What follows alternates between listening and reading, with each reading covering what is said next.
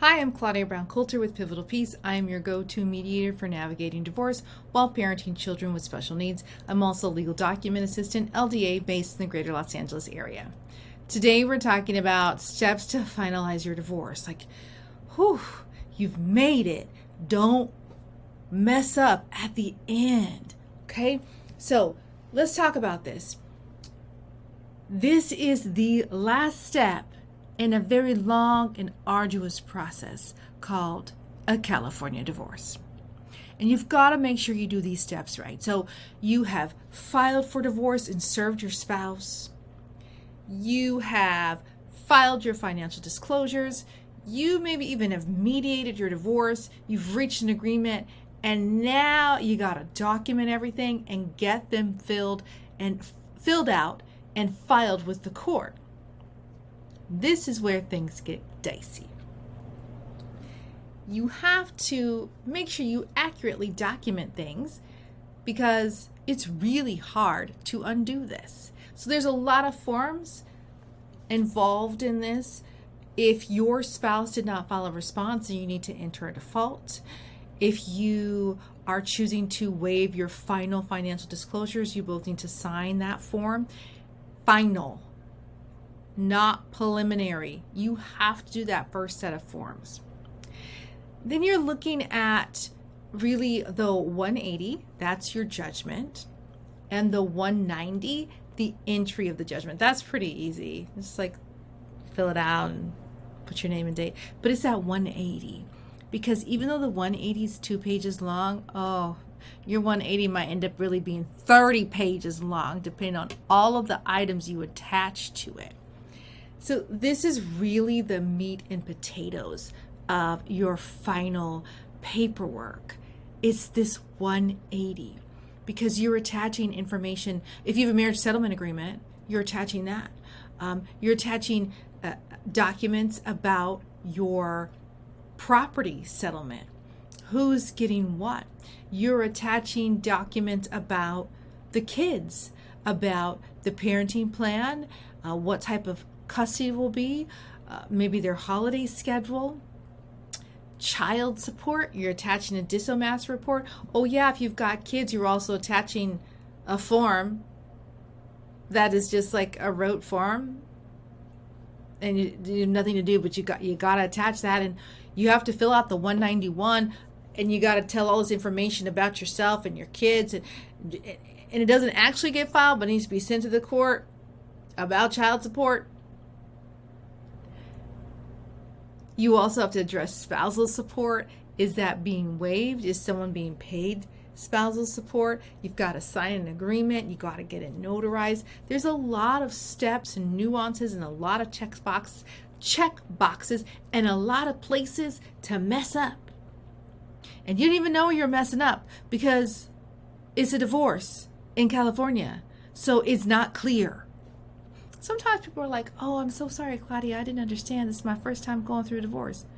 Well, unless it's your 10th time going through a divorce, I don't expect you to understand these forms. This is not something you deal with on a daily basis. And even those of us who deal with it on a daily basis, the laws are constantly changing. The forms are updated all of the time.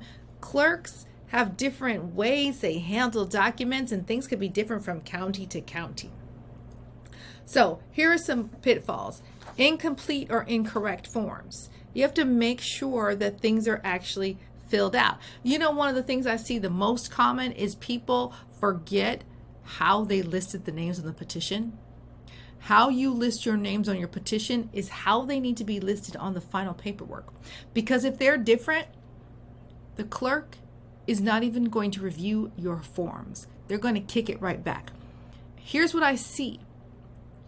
When you get a rejection, the first mistake a clerk sees, they're going to kick back the forms.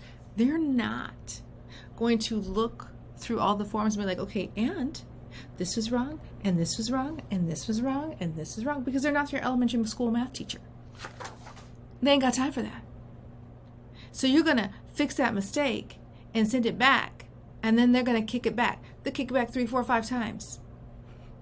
Actually, Someone sent a form in today that was written by a clerk. Like, they filled out the form and then they hand wrote it on there. You need help.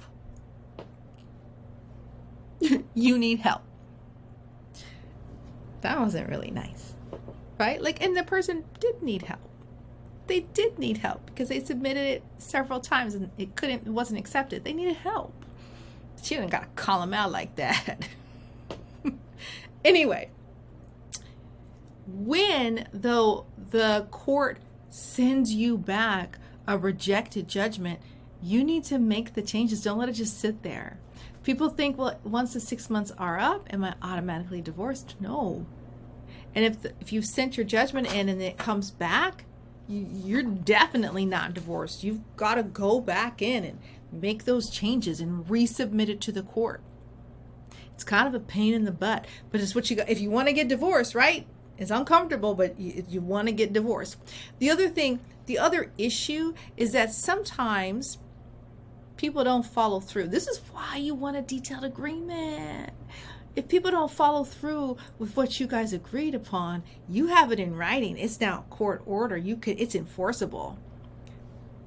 But if it's just an agreement and you kept your agreements vague, like it was a verbal agreement and it's vague in the writing, how's a judge going to enforce that? Just because you put in your parenting plan that your former spouse is going to wait 6 months before they introduce your children to their new love interest, what's going to happen if they don't? Like, the judge is going to have a hard time enforcing that. But if they don't transfer property to you like they're supposed to, they don't fulfill legal obligations, the court can enforce that. So, how do you have a smooth process? You double check all of your forms. Double check them. And then check them again. And then take a couple days and then come back with fresh eyes and check them again. It's just like when you're writing a paper in college. If you proofread, then you did it a few times and then you took breaks in between so your brain could have a break and so your eyes could see the errors. You have to do that. You have to do that.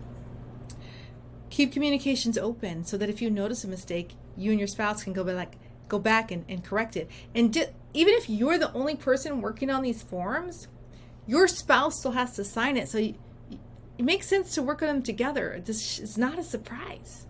You're at the end of the divorce. Nothing should be a surprise at this point. The only surprise is like, ooh, it's going to be Christmas soon. It's going to be Christmas Day. The day that the court grants my divorce is the new Christmas Day. That's the only surprise that should be coming, right? So have this conversation with your spouse. And along the lines of that, consult with an attorney. Have them read your final documents. Yes, you have to pay for it, but they can give you an idea of, hey, this is really good, or you gave up too much there. That might mean that you have to go back and renegotiate. Remember I said it's really hard to undo a divorce judgment, a divorce decree. So if you have to go back and renegotiate before you sign the final forms, isn't it worth it? It might be a little uncomfortable, but have that open communication. Let your spouse know, hey, I'm consulting with an attorney. You should consult with one too. And have them review your forms and then talk about how you can make updates and changes. My caveat for you about consulting with an attorney, make sure it's a true consulting attorney, someone who is mediation friendly, settlement friendly, so that they don't look at your document and rip it apart because they want to get you to litigate and escalate the conflict and prolong things. You're at the finish line. You don't need anybody to mess up the finish. You just need a clean finish. Right? So make sure you get a good one. And then check the court docket. Send your documents in and check the court docket. A lot of times it'll be on the court docket before you receive it in the mail that it's been rejected.